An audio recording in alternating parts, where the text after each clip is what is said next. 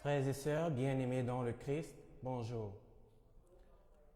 En ce 6e dimanche du temps ordinaire année B, nous sommes réunis virtuellement dans la foi pour rendre à Dieu un culte qui lui soit agréable. La première lecture et l'évangile de ce dimanche nous parlent des gens qui étaient atteints par la lèpre.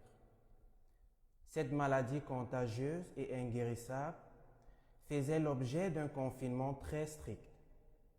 Et pour éviter toute contamination, le lépreux devait être tenu à l'écart. Cela n'était pas loin du confinement que nous connaissons aujourd'hui. Pour mieux comprendre cette première lecture tirée du livre des Lévites, il faut savoir qu'elle s'adresse à un peuple qui se tient en présence du Seigneur. La lèpre est vue comme une trace de mort dans la chair. De ce fait, elle est incompatible avec la présence au Dieu vivant. Et les personnes qui étaient frappées par cette terrible situation se trouvaient condamnées à la solitude et au désespoir.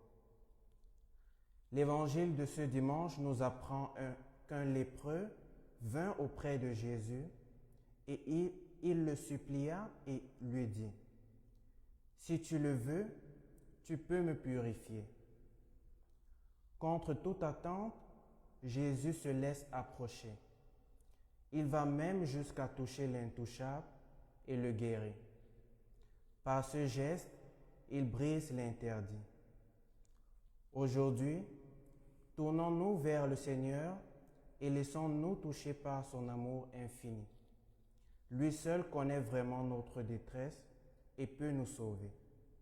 Frères et sœurs, bonne célébration eucharistique.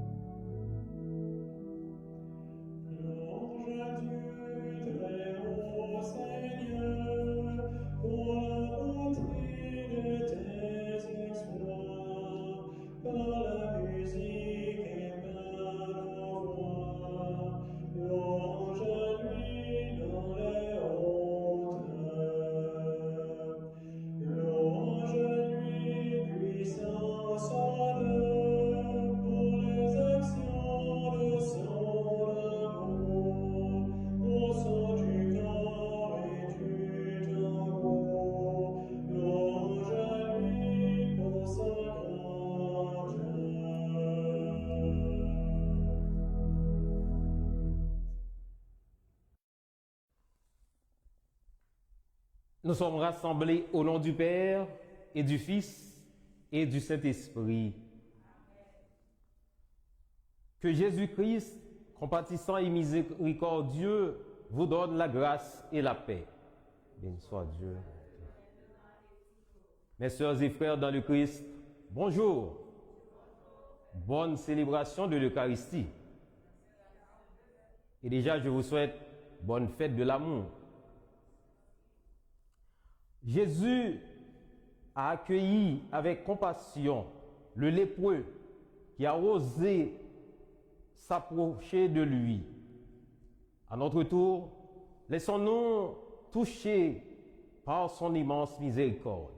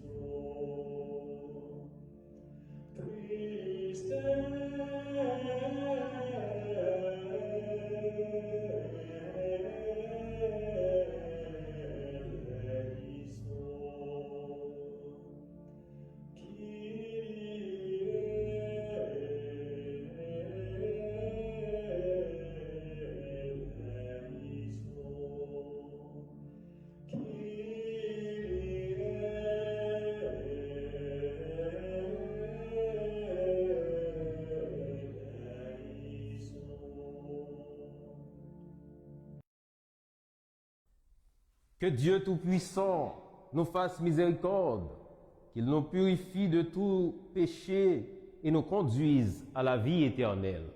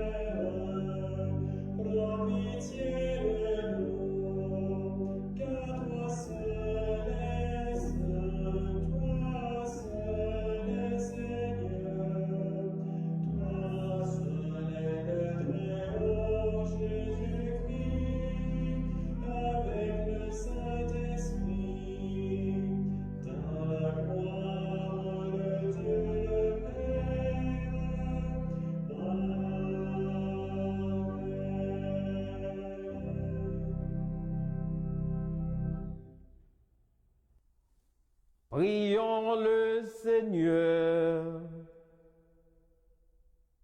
Nous prions dans cette Eucharistie pour le repos de l'âme de Hermano Fedrizzi de la part de sa famille.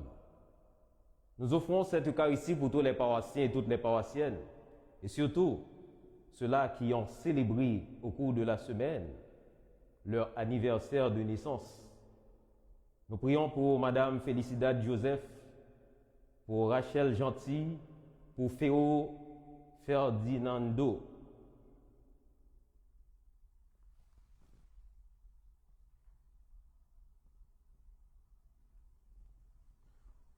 Dieu qui veut habiter les cœurs droits et sincères, donne-nous de vivre selon ta grâce.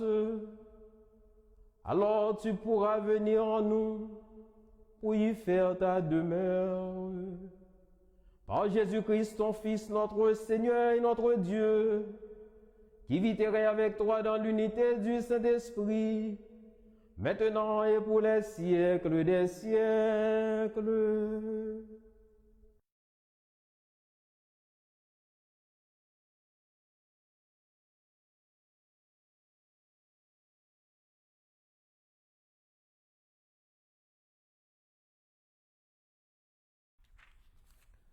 Lecture du livre des Lévites. Le Seigneur parla à Moïse et à son frère Aaron et leur dit: Quand un homme aura sur la peau une tumeur, une inflammation ou une pustule, qui soit une tache de lèpre, on l'amènera au prêtre Aaron ou à l'un des prêtres, ses fils. Le lépreux atteint d'une tache portera des vêtements déchirés et les cheveux en désordre. Il se couvrira le visage jusqu'aux lèvres. Et il criera: Impur, impur. Tant qu'il gardera cette tache, il sera impur. C'est pourquoi il habitera à l'écart, son habitation sera hors du camp. Parole du Seigneur.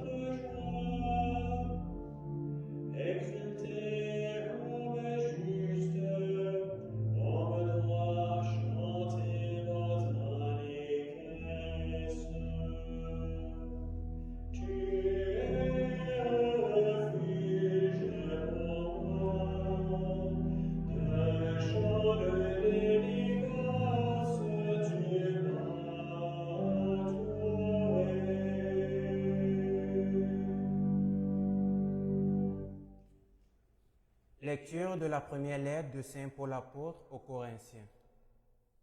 Frères, tout ce que vous faites, manger, boire ou toute autre action, faites-le pour la gloire de Dieu. Ne soyez un obstacle pour personne, ni pour les Juifs, ni pour les païens, ni pour l'Église de Dieu. Ainsi, moi-même, en toutes circonstances, je tâche de m'adapter à tout le monde sans chercher mon intérêt personnel, mais celui de la multitude des hommes, pour qu'ils soient sauvés. Invitez-moi, comme moi aussi j'imite le Christ. Parole du Seigneur.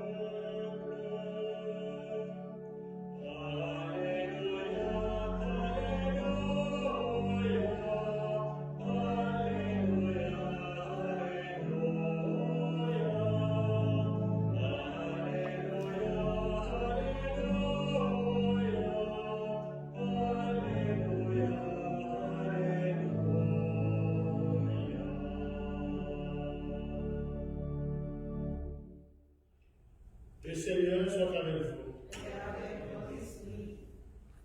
Évangile de Jésus-Christ selon saint Marc.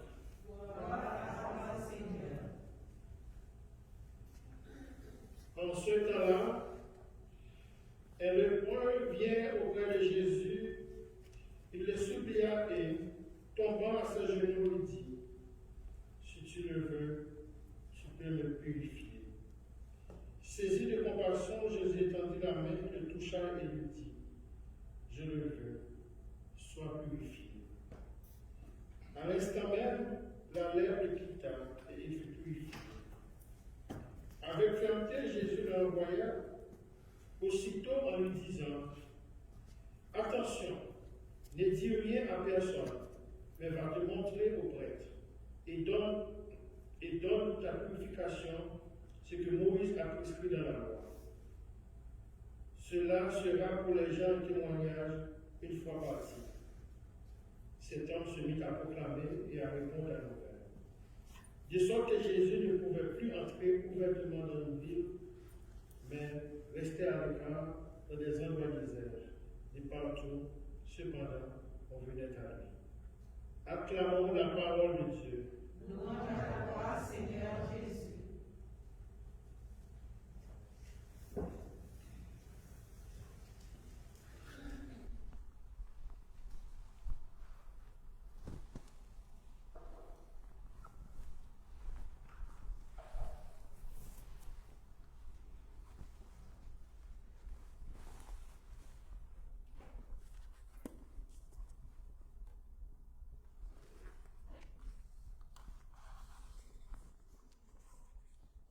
Mes sœurs et frères dans le Christ, aujourd'hui,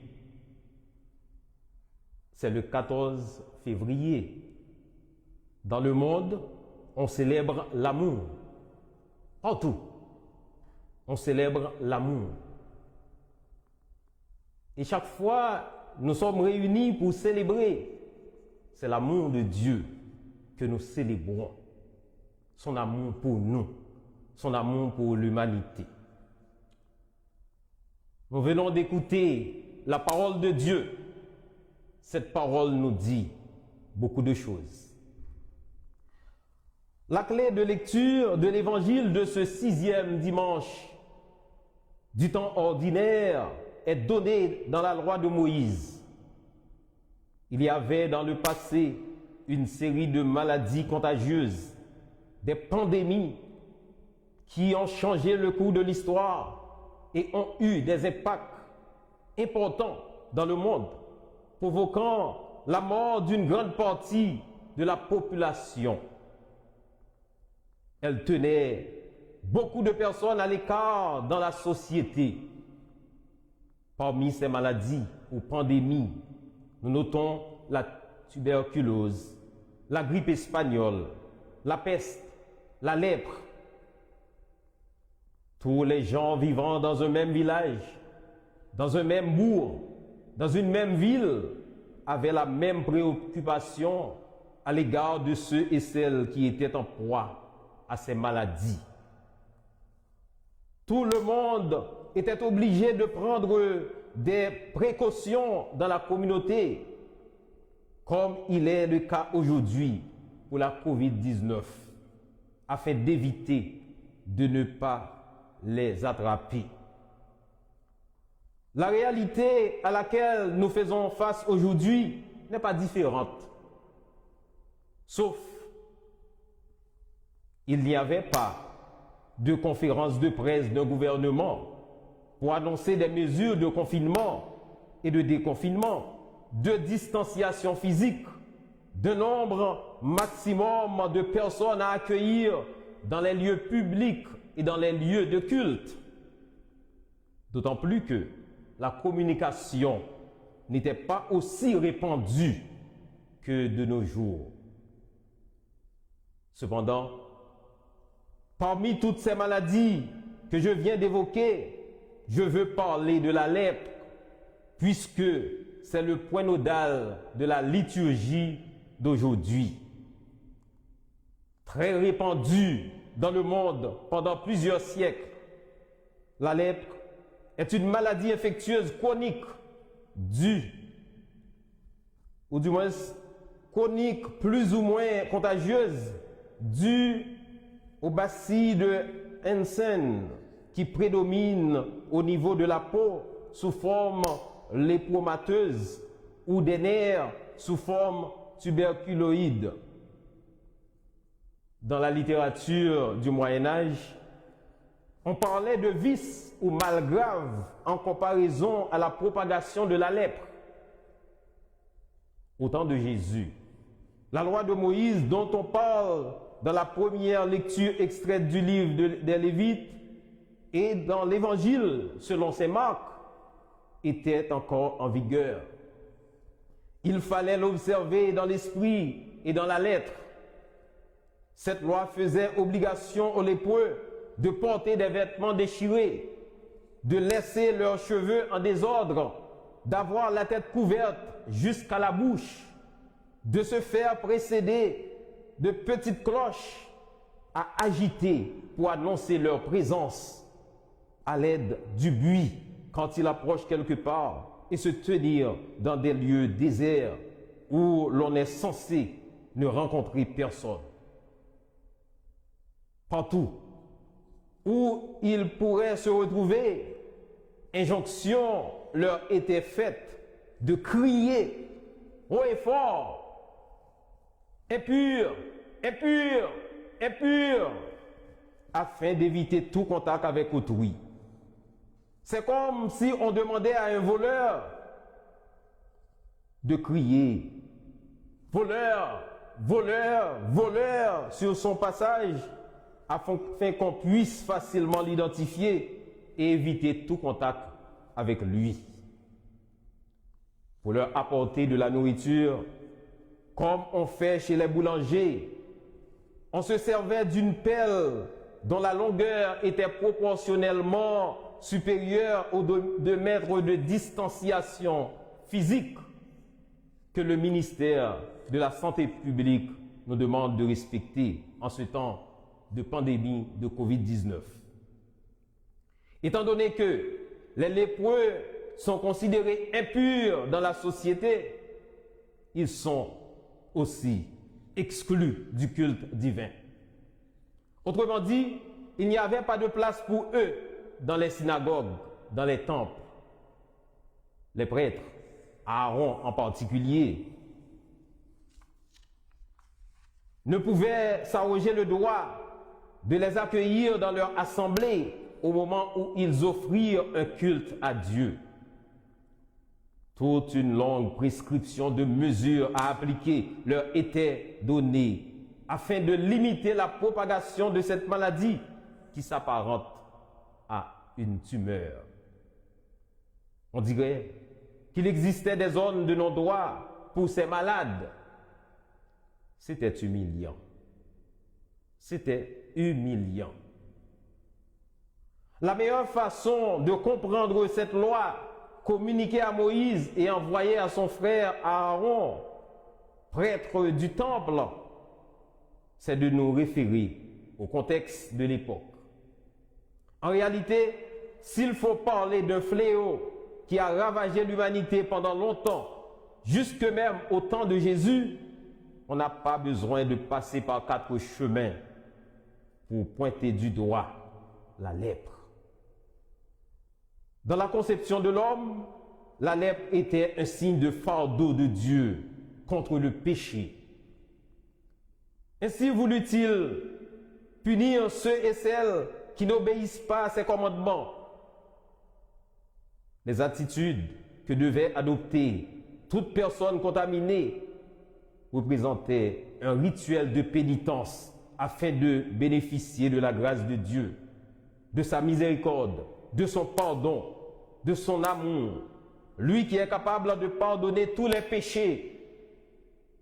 Est-ce que la COVID-19 est une punition de Dieu en raison de nos péchés dans l'humanité? Posez-vous cette question et répondez vous-même.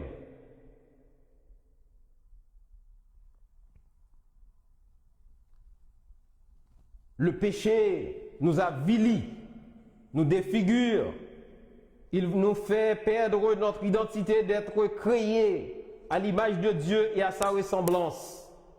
Pour cause, mieux vaut être contaminé par la lèpre que commettre un péché ou vivre dans le péché. Qu'il soit péché personnel ou péché collectif. C'est nos péchés personnels la plupart du temps qui contagionnent nos communautés, nos sociétés. Le péché est un poison violent contre l'âme, contre le bien-être. Il est plus grave que la lèpre. C'est cette propagation à un rythme exponentiel effréné de mensonges, de blasphèmes, de crimes, de tout le monde le fait, fais-le donc. De tout le monde le dit, accepte-le donc.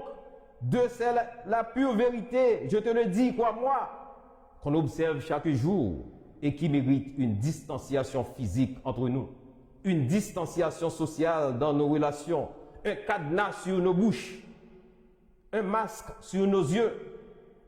Il n'y a pas à sortir de là.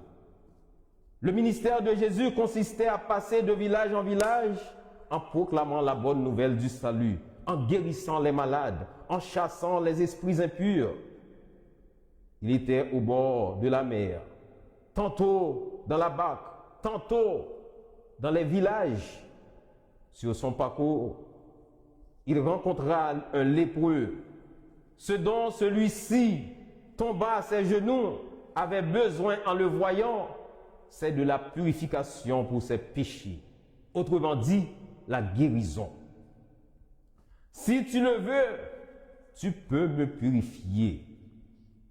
On comprend la supplication de ce lépreux. Il avait grand besoin d'être purifié parce qu'il voyait son impureté comme la cause de sa maladie. Et de fait, elle est sa maladie même. C'est pour cela qu'il n'a pas utilisé le verbe guérir, mais plutôt le verbe purifier, qui est plus fort en ce qui concerne le péché en tant que maladie. Il est à reconnaître, mes frères et sœurs, dans sa démarche d'aller à la rencontre de Jésus, une sorte de mélange de confiance et d'hésitation, un mélange d'espérance et de doute, tout en sachant que ce qu'il désire est réalisable par cet homme dont il entend beaucoup de miracles. Oui, il est capable de le guérir. Il est capable de guérir les maladies qui nous font souffrir. Être en contact avec un lépreux peut rendre impur n'importe qui, alors qu'il n'hésite pas à aller auprès de Jésus, même si c'est sans l'intention de le contaminer. Jésus, en le touchant, transforme sa lèpre, son impureté, en une contagion de pureté. Si la prescription de la loi l'a exclu de la société et du temple, Jésus vient lui redonner l'espoir et le place dans le cortège de ceux et celles à qui le royaume de Dieu est destiné. Quand on est en contact avec le Christ, l'impossible devient possible. L'impureté devient pureté. La tristesse devient joie. La haine devient amour. Il opère des changements en profondeur dans notre être. Il prend nos péchés pour nous donner sa sainteté. Nous sommes nés de nouveau. Il veut nous dire aujourd'hui, dans nos désespoirs, nous qui sommes défigurés par le péché, de nous laisser toucher par sa miséricorde et son amour infini, afin qu'il transforme notre vie. Il ne met pas de distanciation physique entre lui et nous. Il vient auprès de nous, comme il prenait l'habitude de visiter les publicains et de manger avec eux, de parler à la femme samaritaine, à la femme adultère, afin de renverser les barrières sociales existant entre nous. Nous célébrons la fête de l'amour dans le monde aujourd'hui. Mais est-ce que cet amour est comparable à celui que Jésus veut, à celui de Dieu? L'amour ne doit pas être un amour de chocolat, un amour de crème, un amour de rose, mais un amour qui se vit dans le cœur. Celui qui peut nous purifier, c'est par amour qu'il nous purifie. L'hypocrisie, la trahison, l'absence de charité, l'incompréhension, la jalousie et l'égoïsme sont plus contagieux que la lèpre ou la COVID-19. Nous devons consentir des efforts au plus vite possible pour trouver la purification de la part de notre Seigneur Jésus-Christ pour nos péchés, pour ces impuretés qui se propagent chaque jour dans le monde à une vitesse vertigineuse. À l'instar du lépreux, jetons-nous à genoux devant lui pour lui dire « Seigneur, si tu le veux, tu peux me purifier. » Il répondra à chacun de nous « Je le veux, sois purifié. » Une fois reçue cette grâce divine, allons sur les chemins, proclamer la merveille du Seigneur, répandre la nouvelle. Ce sera pour les gens un vibrant témoignage. Ce sera pour les gens un message d'amour. Ce sera pour les gens un message qui peut conduire au salut. Amen.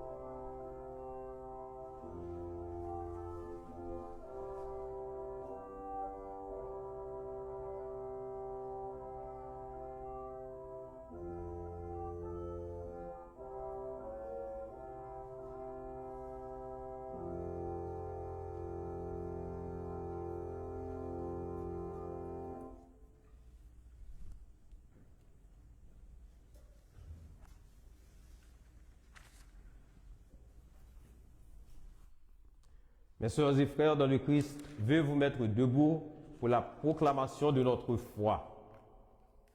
Je crois en Dieu le Père Tout-Puissant, Créateur du ciel et de la terre, et en Jésus-Christ, son Fils unique, notre Seigneur, qui a été conçu du Saint-Esprit, est né de la Vierge Marie, a souffert sous Ponce Pilate, a été crucifié, est mort et a été enseveli, est descendu aux enfers, le troisième jour est ressuscité des morts, est monté aux cieux, est assis à la droite de Dieu le Père Tout-Puissant, d'où il viendra juger les vivants et les morts. Je crois en l'Esprit Saint, à la Sainte Église catholique, à la communion des saints, à la rémission des péchés, à la résurrection de la chair, à la vie éternelle. Amen.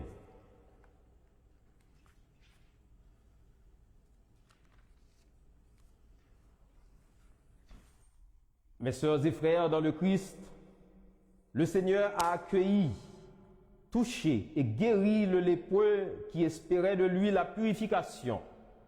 Confions-lui tous ceux et celles qui sont rongés par le mal et qui espèrent la guérison.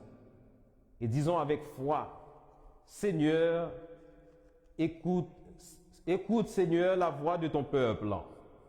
Écoute Seigneur. Voix de ton peuple. Pour l'Église, qui, à la suite du Christ, a pour mission de restaurer l'humanité dans sa dignité première. Prions le Seigneur. Écoute, Seigneur, la voix de ton peuple. Pour les prêtres, qui ont pour mission de proclamer la parole et de se rendre disponibles pour les sacrements de libération.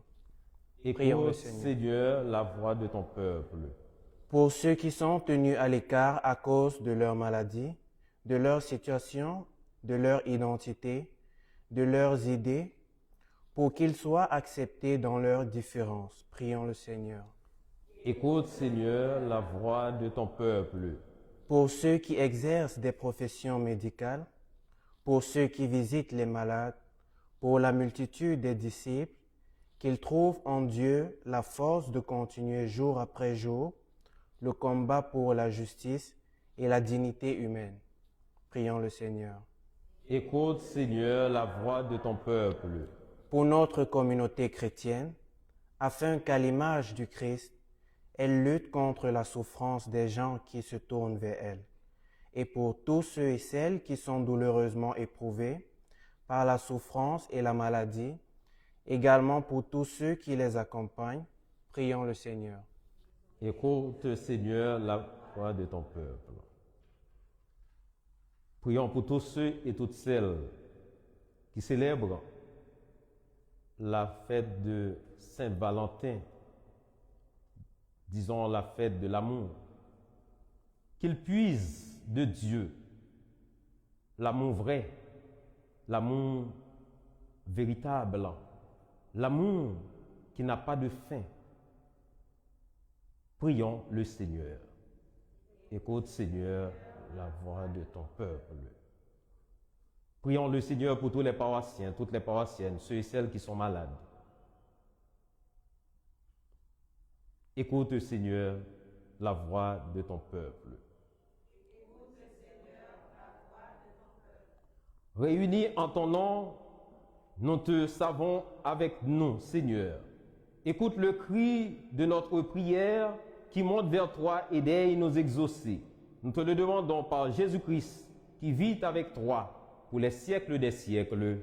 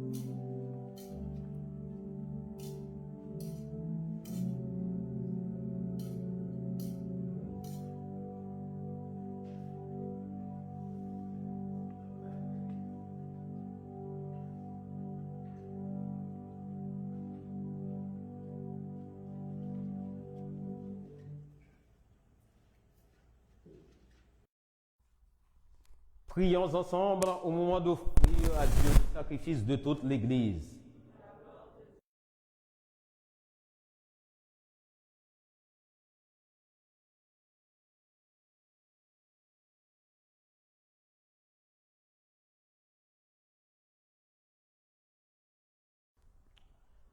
Que cette Eucharistie, Seigneur notre Dieu, nous purifie et nous renouvelle. Qu'elle donne à ceux qui font ta volonté le bonheur que tu leur as promis par Jésus le Christ, notre Seigneur.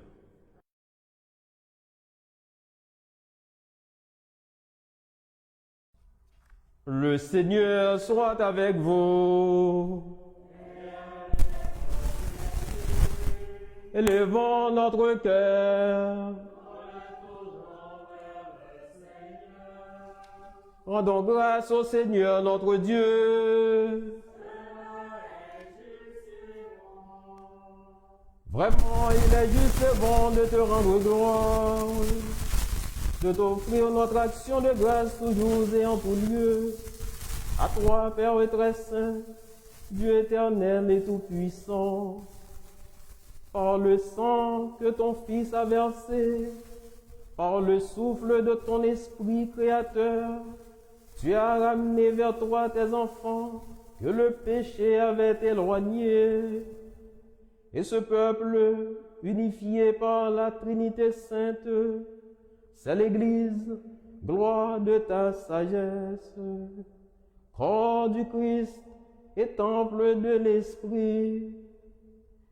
Et nous qui sommes rassemblés pour te rendre grâce avec les anges du ciel, laisse-nous chanter sans fin.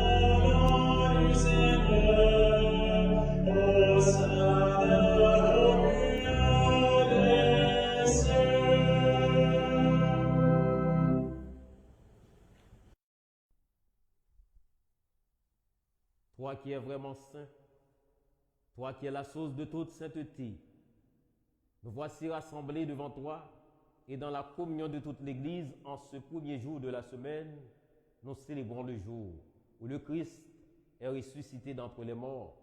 Par lui que tu as élevé à ta droite, Dieu notre Père, nous te prions.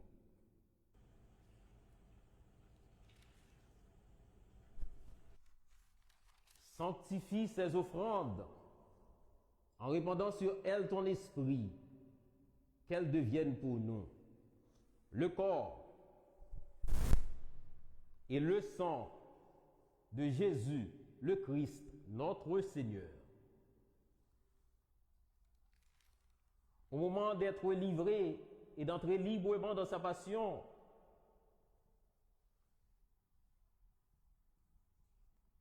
il prit le pain, il rendit grâce, il le rompit et le donna à ses disciples en disant, « Prenez et mangez-en tous. Ceci est mon corps livré pour vous. »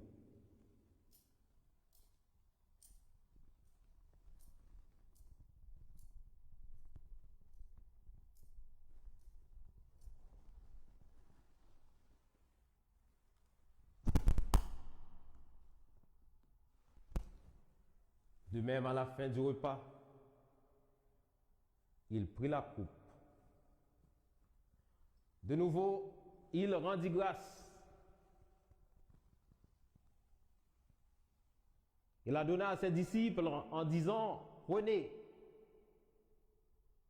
et buvez-en tous, car ceci est la coupe de mon sang, le sang de l'alliance nouvelle et éternelle, qui sera versé pour vous et pour la multitude, en rémission des péchés.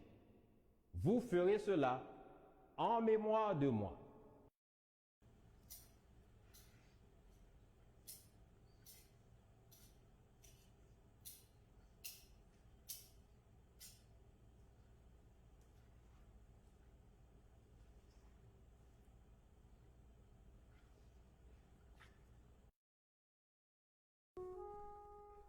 Il est grand le mystère de la foi. Seigneur Jésus, nous célébrons ta résurrection. Nous attendons ta venue dans la gloire. Faisant ici mémoire de la mort et de la résurrection de ton Fils, nous t'offrons, Seigneur, le pain de la vie et la coupe du salut. Et nous te rendons grâce car tu nous as choisis pour servir en ta présence. Humblement, nous te demandons qu'en ayant part au corps et au sang du Christ, nous soyons rassemblés par l'Esprit Saint en un seul corps. Souviens-toi, Seigneur, de ton Église répandue à travers le monde. Fais-la grandir dans ta charité avec le pape François, notre archevêque Christian Lépine et son évêque auxiliaire Alain Faubert, l'ensemble des évêques, les prêtres, les diacres et tout le peuple à des rachetés. Nous te prions d'une façon spéciale pour nos paroissiens et paroissiennes.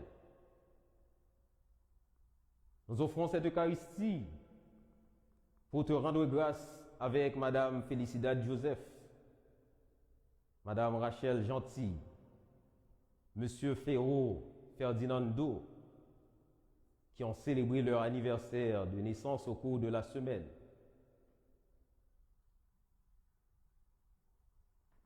Souviens-toi de Hermano Fedrizzi, que tu as appelé auprès de toi. Puisqu'il a été baptisé dans la mort de ton Fils, accorde-lui de participer à sa résurrection. Souviens-toi aussi de nos sœurs et frères qui se sont endormis dans l'espérance de la résurrection et de tous les humains qui ont quitté cette vie. Reçois-les dans ta lumière auprès de toi. Sur nous tous, enfin, nous implorons ta bonté. Permets qu'avec la Vierge Marie, la bienheureuse Mère de Dieu, avec Saint Joseph son époux, avec les apôtres et les saints de tous les temps, en particulier notre patron René Goupil, qui ont vécu dans ton amitié, nous ayons pas à la vie éternelle et que nous chantions ta louange par Jésus-Christ, ton Fils bien-aimé.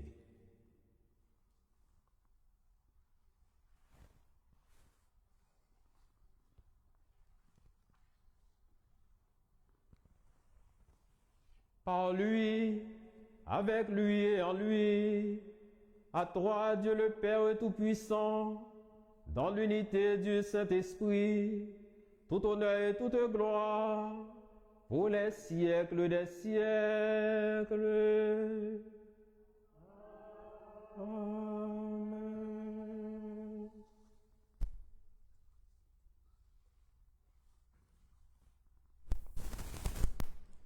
Unis dans le même esprit, disons avec foi et amour la belle prière que le Christ nous a enseignée. Notre Père, qui es aux cieux, que ton nom soit sanctifié, que ton règne vienne, que ta volonté soit faite sur la terre comme au ciel. Donne-nous aujourd'hui notre pain de ce jour. Pardonne-nous nos offenses, comme nous pardonnons aussi à ceux qui nous ont offensés. Et ne nous laisse pas entrer en tentation, mais délivre-nous du mal. Délivre-nous de tout mal, Seigneur, et donne la paix à notre temps.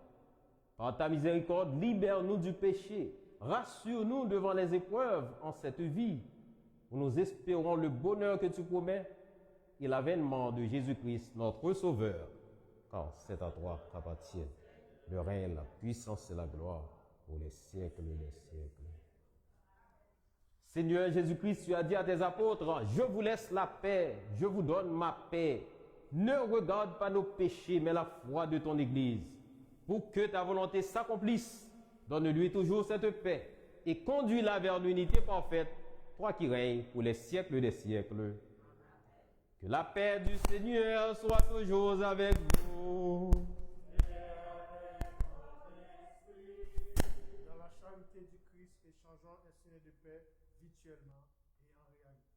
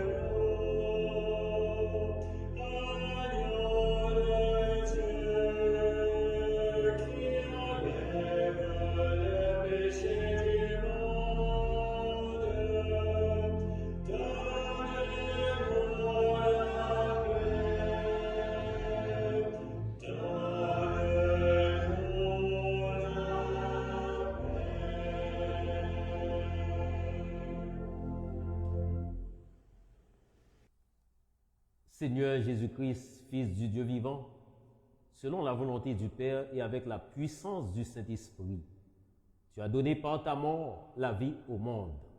Que ton corps et ton sang me délivrent de mes péchés et de tout mal, fais que je demeure fidèle à tes commandements et que jamais je ne sois séparé de toi.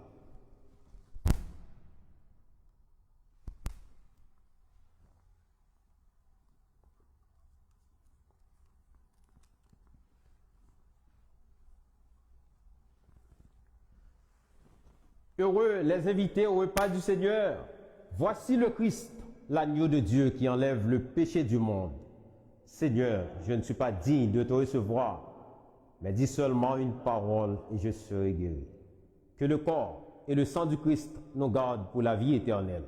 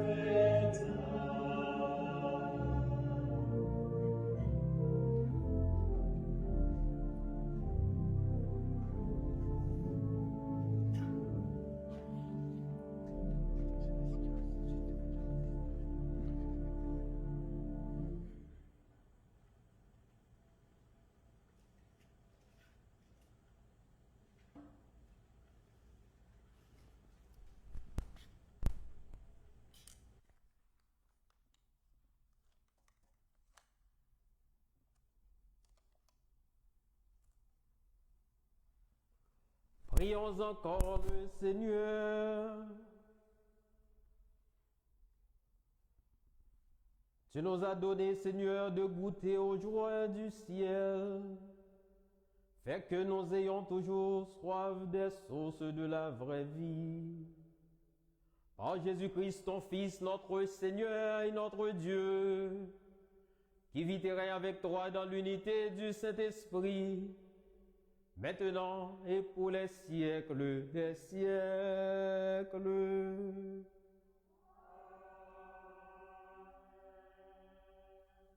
Le Seigneur soit avec vous.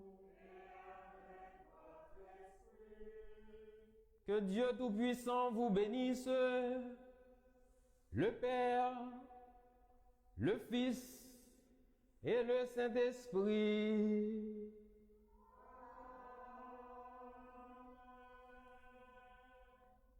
Allez dans la paix, dans la joie du Christ. Rendons grâce à Dieu. Bon dimanche, bonne semaine, bonne journée, bonne méditation sur la parole de Dieu. Aimez-vous les uns les autres comme le Christ nous a aimés. C'est la fête de l'amour, c'est la fête de Saint-Valentin, ce 14 février. Mais célébrons l'amour qui vient de Dieu, pas l'amour au chocolat, pas l'amour de rose, pas l'amour de crème, le vrai amour. Bonne fête. Merci.